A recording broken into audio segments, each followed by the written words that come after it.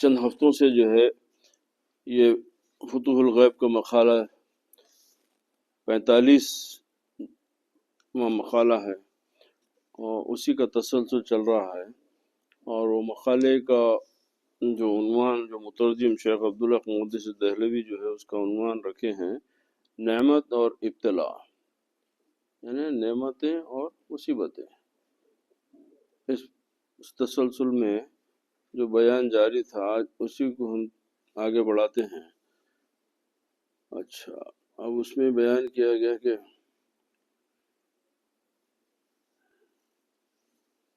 جو ابتلا گناہوں کے سزا کے لیے ہوگی، اس کی صورت میں ابتلا مصیبت پر صبر کی بجائے مخلوقات کے سامنے شکوہ و شکایت کرے گا، یعنی ابتلا کسی صورت میں بے فائدہ نہیں ہوتی۔ جو مصیبت اور جو بھی پریشانی اور جو بھی ہے جو تمہارا جب اللہ تعالیٰ کی طرف سے جب تم پہ آتی ہے تو بولے وہ بغیر کسی فائدے کے نہیں ہوتی، یعنی ہر اپنے پرائے یار و اغیار کے سامنے اس کا اظہار کرے گا کیونکہ اس پر آزمائش آئی ہے، مگر صبر کی دولت عطا نہیں کی گئی بلکہ عذاب دیا ہے اور اجر نہیں بخشا، اور عذاب گناہ کے مقابلے میں ہوتا ہے۔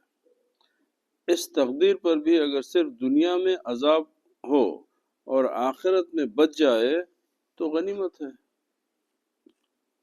کیونکہ دنیا کا عذاب آخرت کے عذاب کی نسبت آسان اور ہلکا ہے۔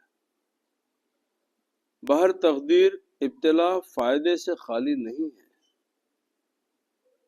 بولتے کہ جب مومن ہوتا ہے، جس کو ایمان کی دولت اللہ جس کو اپنے کرم سے نوازتا ہے، تو وہ مصیبت میں بھی انہیں اللہ تعالیٰ کی نعمت کی تلاش میں لگے رہتا، اس میں بھی انہیں کچھ فائدہ ہی دیکھتے رہتا، کیونکہ اگر جب اللہ کا شکر کرنے والا بنا دیتا ہے انسان کو، تو انسان ہر لمحہ شکر سکتا۔ بھئی آپ کے سامنے آپ کوئی غریب آ گیا تو آپ شکر ادا کرے، اللہ میں تو اتنا غریب نہیں ہوں۔ آپ کے سامنے کوئی کمزور آ گیا تو اللہ تیرا احسان ہے کہ میں تو کمزور نہیں ہوں۔ کوئی اندھا آ گیا تو اللہ تیرا کرم ہے میں تو دیکھنے کے قابل ہوں۔ کوئی گونگا آ گیا، اللہ تیرا کرم ہے کہ میں تو جو ہے بولنے کے قابل۔ تو اسی لیے کہ اب مصیبتوں پہ رونا کرنا یہ اللہ سے دوری کرنا ہے، اور اس کو جب اگر مصیبت کو بھی اگر امتحان اللہ تعالیٰ کی طرف سے فائدہ سمجھنے کی کوشش انسان کر دے تو اللہ تعالیٰ کی رضا اس میں شامل حال ہو جاتی ہے۔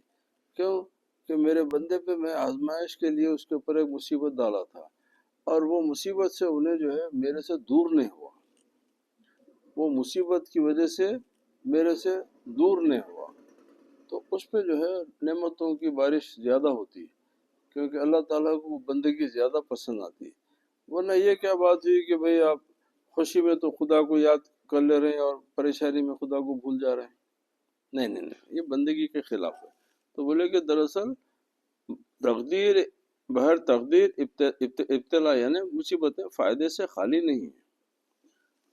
تو اب اگر اس کے اوپر ہے کہ جو ابتلا جو مصیبت معاصی اور جرائم کو مٹانے کے لیے، یعنی گناہوں کو مٹانے کے لیے کفارے کے طور پر ہو، اس میں دوستوں اور پڑوسیوں کے سامنے شکوہ و شکایت کی بجائے صبر جمیل سے کام لیتا ہے۔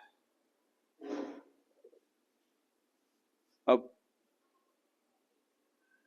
احکام کی پابندی اور اطاعت کی ادائی سے ملول نہیں ہوتا۔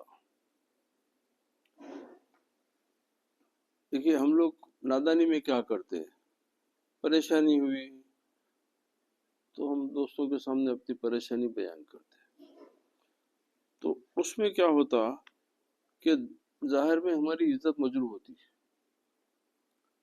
اور باطن میں ہم اللہ سے دور ہوتے ہیں۔ اب عزت مجروح کیسا ہوتی؟ آپ 4 دوستوں میں بیٹھ کے بولے بھائی میرے حالات بہت خراب چل رہے ہیں، بھائی ایسا ہے، تو لوگ آپ پہ ترس کھاتے ہیں، آپ پہ ترس کھاتے ہیں۔ دوست ہے، ہاں بیٹھو میاں کیا ہے، کچھ بسکٹ کھاتے، کیا چائے وغیرہ پی لو، بڑی آپ کے ساتھ، اب پھر جستجو کرتے کہ پھر آپ دوسرے دن آ کے اپنی کہانیاں سنانا ان کو، اب جا کے بولتے بھائی میرے حالات، ارے ہم یہاں ایسا ہے، اب تسلیاں دیتے، جھوٹے سچے تسلیاں دیتے، پھر آپ کو چائے پلاتے، پھر اور آپ کو کروتے رہتے آپ، اور آپ کا دل ٹوٹتے، اور آپ اللہ تعالیٰ اب شکایتوں میں شکوں میں پڑ جاتے۔ اب جیسا آپ جاتے، 2-4 دن کے بعد میں وہ 4 دوستوں میں سے 2 رہتے، اب وہ دونوں بولتے آیا دیکھو بلا آ رہی، دیکھو اب شروع کرتا کہانیاں قصے، تو کیا ہوا؟ دنیا میں ذلت ہو رہی، آپ کو ظاہر میں تسلی کے جملے بول رہے ہیں، دراصل آپ کا مذاق اڑا رہے ہیں۔ تو عقل مند کیا کرتا کہ اپنی تکلیف کا اظہار ایرے غیرے سے نہیں کرتا۔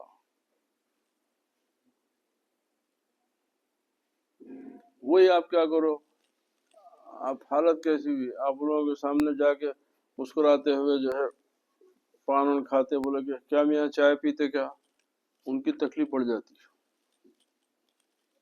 کیا تو بھی کرتا بھائی نہیں، جب دیکھو جب ایسا تن کے چلتا آگے ایسا پوچھتا چائے پیو، اب ان کی کھوج بڑھے، اور آپ ترس کھانے کی بجائے آپ کے حسد میں مبتلا ہو جاتے، تو اللہ کے راز کو چھپایا تو میرے کو عزت ملتی، اور اس کو ظاہر کرا تو ذلت ملتی۔ تو یہ اللہ تعالیٰ آزمانے کے طریقے ہیں۔ تو مسئلہ یہ کہ جب مصیبت آئی تو آپ اللہ کی طرف رجوع ہو، آپ دنیا کی طرف رجوع کر کے مصیبت کو آپ حل کرنے کی تلاش کر رہے ہیں، تو اگر ہو بھی گئی تو وہ خدا سے دوری کے ساتھ ہے، وہ معاملہ خدا کی قربت کے ساتھ نہیں ہے۔ اور جو ابتلا، جو بلندی درجات اور حصول قرب وہ مراتب عالیہ کے لیے ہو، اب بعد مصیبتیں، اب جیسے انبیاء علیہ السلام ہیں، ان کے اوپر جو مصیبتیں آئیں، جو ان کے جو حالات پیش آئے، اولیاء اللہ کے اوپر جو ہے، بڑے بڑے نیک بندوں کے اوپر جو ہے، تو ہمارے کو ظاہر میں لگتا ہے کہ اللہ کیسے مصیبتیں تھے، مگر وہ مصیبتیں ان کے لیے ہمارے کو سننے میں دیکھنے میں وہ مصیبتیں دکھ رہی، مگر انہوں جانتے تھے کہ یہ مصیبت حل کرنے والا میرا رب ہے، تو میں کہیں کو پریشان ہوں۔ تو یہی وجہ تھی کہ جب ابراہیم علیہ السلام کو جب آگ میں ڈالا گیا تو جبریل امی آ کے بولے ابراہیم آپ کی کچھ مدد کروں کیا؟ تو بولے انہیں تم سے زیادہ جاننے والا ہے، میرا رب تیرے سے زیادہ جاننے والا ہے۔ تو ویسے وقت میں بھی ان کو یہ نہیں ہوا کہ ہو جبریل میرے کو آگ سے نکال، میرے کو پریشانی سے بچا، تو یہ بھی بندگی کی توہین سمجھے انہوں۔ اس وقت میں بھی انہوں بولے کہ نہیں، میرا رب انہیں تیرے سے زیادہ علم والا ہے، جاننے والا ہے، قدرت والا ہے۔ اب وہ اللہ تعالیٰ کو بہت اتنی پسند آئی، بولا کہ آگ کو بولا کہ بھئی اے نار کونی و بردم و سلام علی ابراہیم، کہ اب ابراہیم کے لیے ٹھنڈی اور آرام کی جگہ بن جا۔ پھر اس آگ میں ان کو جنت سے میوے آتے تھے۔ تو یہ ہے اشارے ہماروں کو کہ بندگی اتنی آسان چیز نہیں ہوتی۔ بغیر ڈاکٹر اقبال کے خدا بندہ خدائی درد سر ہے، اور بندگی استغفر اللہ یہ درد سر نہیں، درد جگر ہے۔ تو بندگی بہت بڑا مقام ہوتا کہ جب اللہ تعالیٰ کو آپ اپنا خدا مان لیے تو آپ دنیا کی کسی بھی چیز سے آپ کو پریشانی نہیں ہوتی، اگر مصیبت ہے تو اس میں بھی راحت محسوس کرتا ہے انسان۔ میں مثال کے طور پہ ایک آدمی بھوکا ہے، بھوک سے تڑپ رہا، یقیناً تکلیف میں ہے، مگر اب اس کو شکر کرنے کی عادت ہوئی تو بولا تو زندہ سانس چل رہی نا، یہ کتنا بڑا احسان ہے،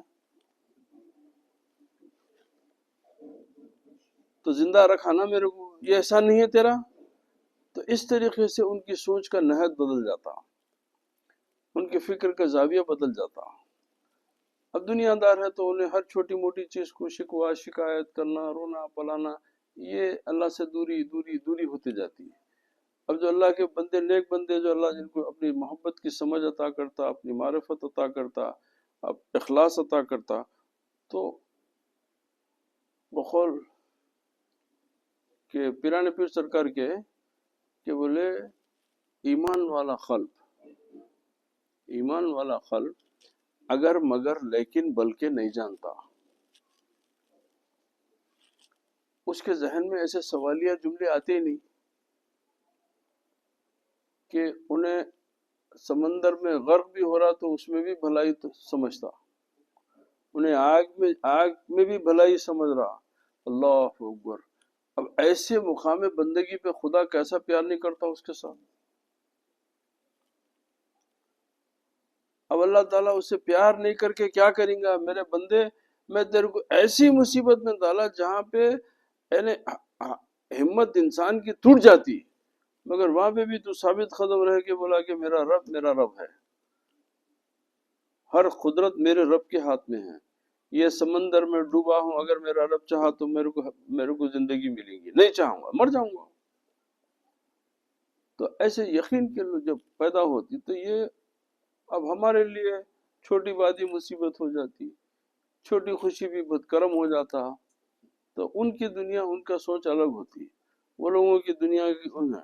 تو بولتے کہ جو ابتلا یعنی جو مصیبت بلندی درجات اور حصول قرب یعنی اللہ تعالیٰ کا قرب حاصل کرنا اور مرتبوں کی اونچے ہونے کے لیے ہو، اس کی علامات یہ ہے کہ اللہ تعالیٰ کے فعل و ارادے سے رضا و موافقت پائی جائے گی. ابھی میں جو بولا آپ سے کہ ہر چیز میں تیری رضا ہے، اپاہج ہوں تیری مرضی ہے، بھوکا ہوں تیری مرضی ہے، ہر چیز میں انہیں اللہ سے راضی ہو جاتا ہوں. اب شکوہ شکایت یہ جو ہے تکلف، یہ جو کیا بولتے ہیں کہ منفی پہلو اس کی زندگی میں کبھی آتا ہی نہیں. انہیں ہر چیز میں مثبت انداز تلاش کرتا. کیوں؟ کہ انہیں اللہ کی ارادے سے اور اس کی مشیت سے انہیں راضی ہو گیا، موافق ہو گیا. اور نفس ذکر مولا سے اطمینان اور زمین و آسمان کے خالق و مالک کے فعل پر سکون پائے گا. اب وہ کیفیت کے بعد میں اب اللہ تعالیٰ کے ذکر سے آپ کے نفس کو اطمینان نصیب ہوگا.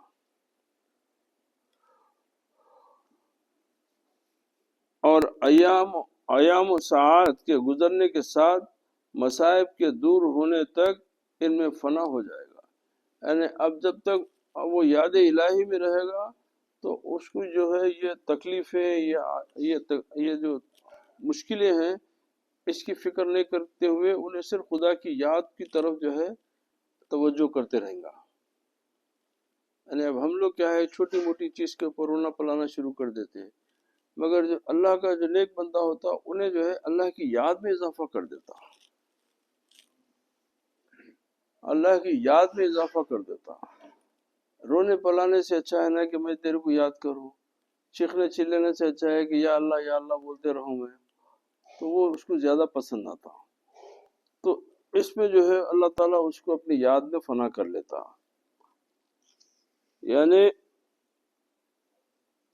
بلاؤں کے دور ہونے تک. اور دوسرا معنی ہے کہ حقیقت کے چہرے سے نقاب اٹھنے اور مقام لقا حاصل ہونے تک جو کہ مقام بقا سے بالا تر ہے.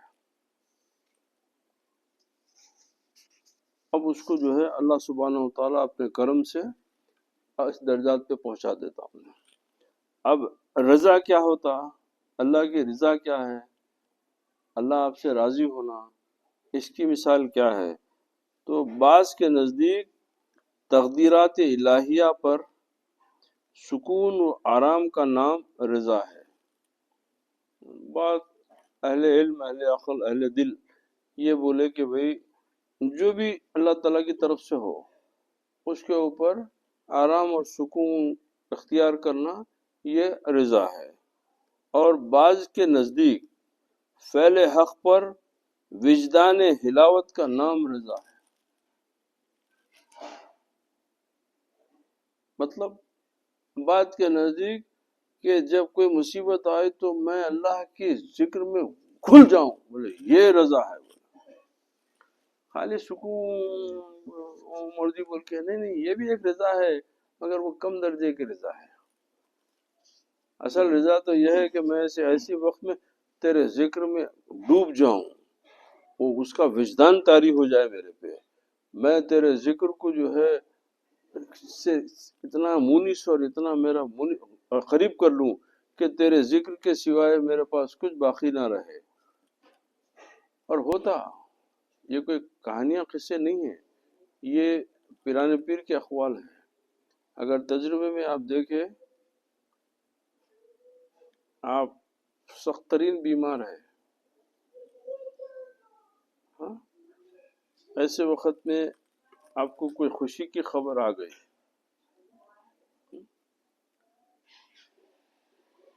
مثال کے طور پہ کوئی آدمی ہے، کسی کا بچہ امریکہ میں ہے، انہیں آ کے اطلاع دی کہ ارے تمہارے بچے کو $10,000 کی نوکری مل گئی، تو انہیں تھوڑی دیر کے لیے اپنی تکلیف بھول جاتا۔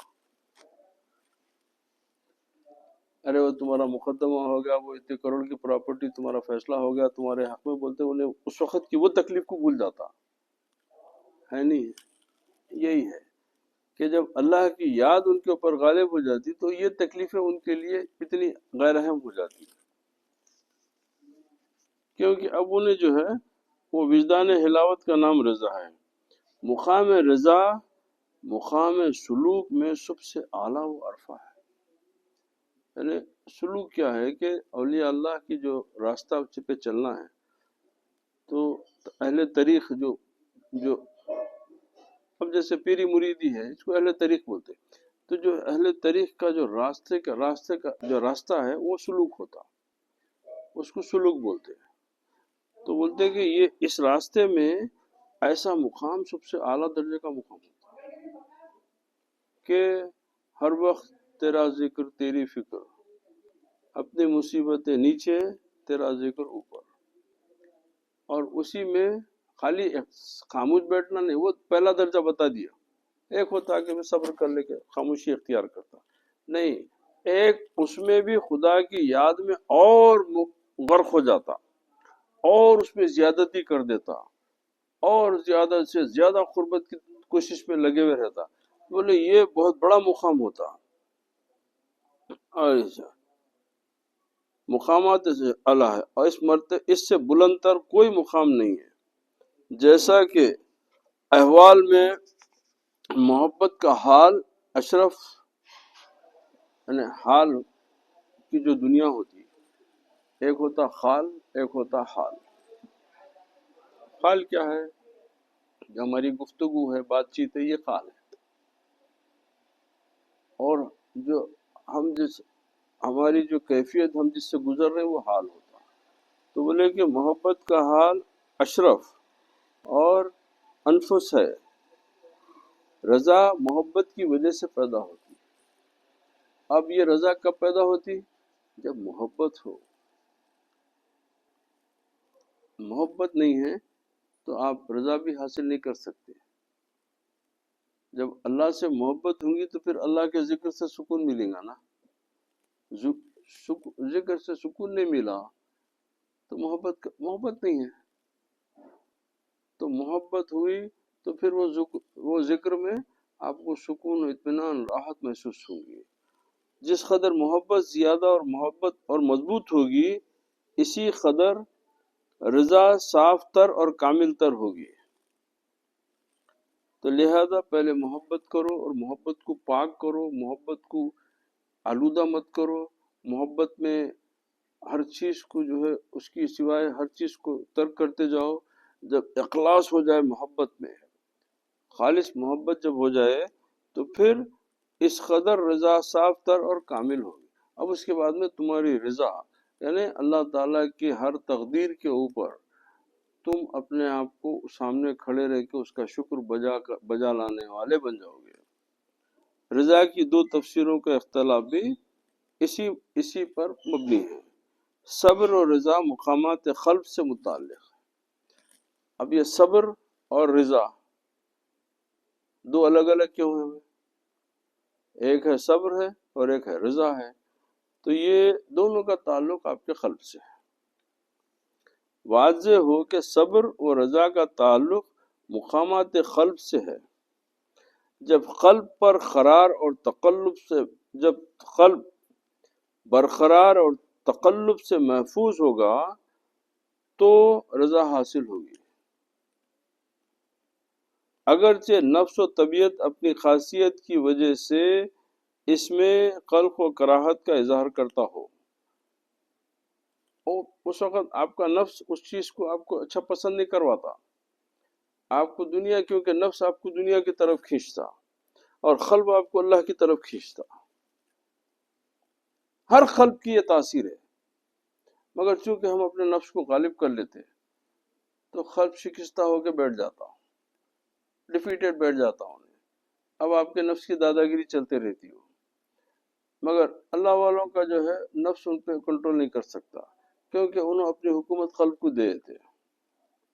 تو اب جو قلب خدا کے اللہ کی طرف آگے بڑھنا چاہتا تو نفس اس کو مزمحل ہوتا، نفس اس کو بہت رکاوٹیں ڈالتا، ہر بارے میں اس کو جو ہے روکنے کی کوشش کرتا، کیونکہ انہیں نہیں چاہتا کہ تو ترقی کر کے اپنے منزل پہ پہنچ جائے، کیونکہ شیطان کا نفس کیا ہے، اب جو آپ کی جان، آپ کی خواہشات، یہ تمام چیزیں ہیں جو جان، وہ جان ہے، اس کا یہ نفس ہے، نفس اور طبیعت اپنی خاصیت کی وجہ سے اس پر خلق و کراہت کا اظہار کرتا ہے، یعنی نفس وہ چیز کو برا بولتا، آپ کو کیوں کر رہے ہیں بھائی، کرو نا، دنیا کے استعمال کرو، آلات کو استعمال کر لو، تم تمام صلاحیتوں کو استعمال کرو، یہ کرو، اس سے فائدہ اٹھاؤ، کہاں ذکر میں پڑے ہوئے ہیں، یاد میں پڑے ہوئے ہیں، موت آ جاتی ہے، ڈراتا، دنیا کی رغبت آپ کو اتنی عزیز کر دیتا کہ خدا کی رغبت سے آپ کا دل جو ہے پیچھے ہوتے جاتا،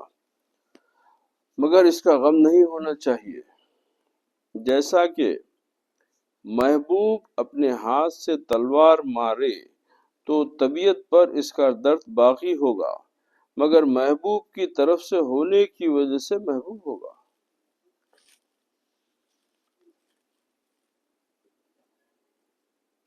اور اس کی مثال آپ کے سامنے بیٹھی، اتفاق سے، کوئنسیڈنس بولو آپ، پریکٹیکل ہے، ایک شادی میں ناچتے وقت میں شریف بھائی کا چاقو آپ ان کو پیٹ میں گھس گیا،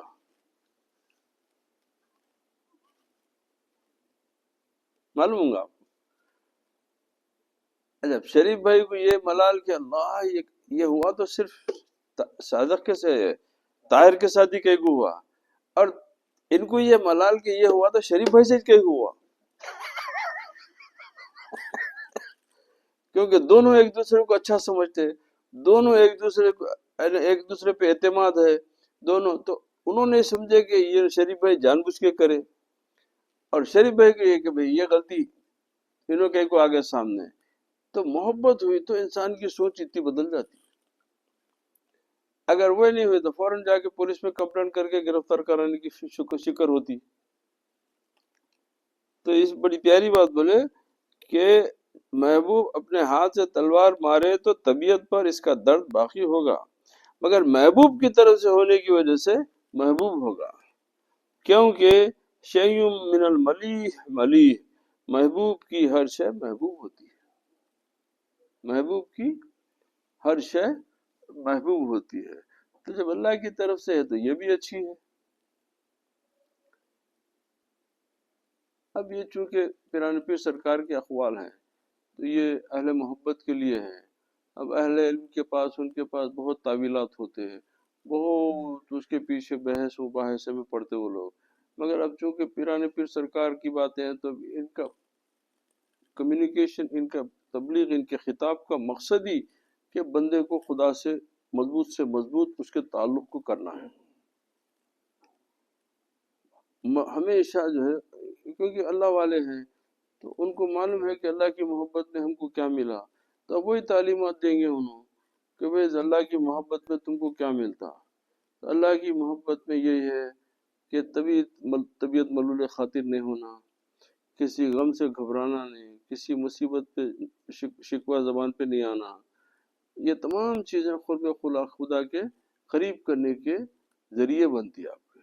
وآخر دعوانا الحمدللہ رب العالمین، والصلاة والسلام علی سید الانبیاء والمرسلین وعلی آلہ واصحابہ واہل بیتہ الطیبین الطاہرین اللہ سبحانہ و تعالی ہم کو سرکار پیران پیر غوث اعظم دستگیر رضی اللہ تعالیٰ عنہ کے نسبت کے صدقے ان کی باتوں کو سمجھنے اس پہ عمل کرنے کی توفیق عطا فرمائے۔ پروردگار ہم کو دنیا میں قبر میں حشر میں پیران پیر سرکار کے کا سہارا ان کی سفارش ان کی مدد درکار پروردگار مہیا فرما دے، اور ان کے دامن ان کے صاحب ان کے دامن کو ہمارے لیے صاحبان بنا دے، ہمارے گناہوں کو پروردگار ان کی نسبت کے طفیل ان کی ولایت ان کے مرتبے ان کے مقام ان کی تیرے ساتھ جو محبت ہے اس کے صدقے میں پروردگار ہمارے گناہوں کو معاف فرما دے، اور ہم کو ان کے راستے پہ ان کے چاہنے والوں کے راستے پہ چلنے کی توفیق عطا فرمائے، اور اپنے کرم سے ہم کو علم معرفت عطا فرمائے، حقیقی علم عطا فرمائے جس میں تیری محبت اور تیرے رسول سے کی صحیح غلامی نصیب ہو۔ فتنے و فساد سے ہم کو محفوظ رکھ پروردگار، ہم کو دنیا میں کسی فتنے میں مت ڈال، فتنے سے محفوظ رکھ، اپنی محبت سے ہمارے دلوں کو منور فرما دے۔ سبحان ربک رب العزت عما یصفون وسلام علی المرسلین والحمد للہ۔